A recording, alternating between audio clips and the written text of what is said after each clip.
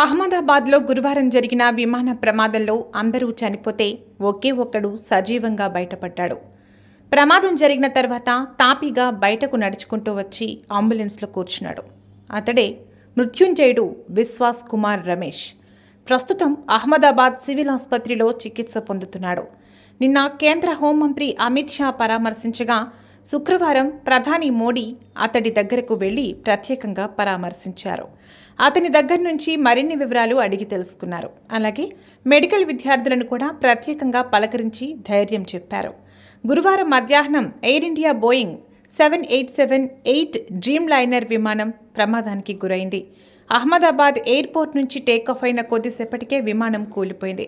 మెడికోలో ఉంటున్న హాస్టల్పై విమానం కూలిపోయింది. ఒక్కసారిగా పెద్ద ఎత్తున మంటలు చెలరేగాయి. విమానంలో 1,25,000 లీటర్ల ఇంధనం ఉంది. సుదూర ప్రయాణం కావడంతో భారీగా ఇంధనం ఉంది. అయితే విమానం కూలిపోగానే పెద్ద ఎత్తున మంటలు చెలరేగాయి. విమానంలో 230 మంది ప్రయాణికులు, 2 పైలట్లు సహా 12 మంది సిబ్బంది ఉన్నారు. ఒక్కరు మినహా మిగతా వారంతా చనిపోయారు. స్వల్ప గాయాలతో ఒక్క ప్రయాణికుడు బయటపడ్డాడు. ఇక 15 మంది మెడికోలు కూడా చనిపోయినట్లు వార్తలు వినిపిస్తున్నాయి. దీనిపై మరింత సమాచారం అందాల్సి ఉంది.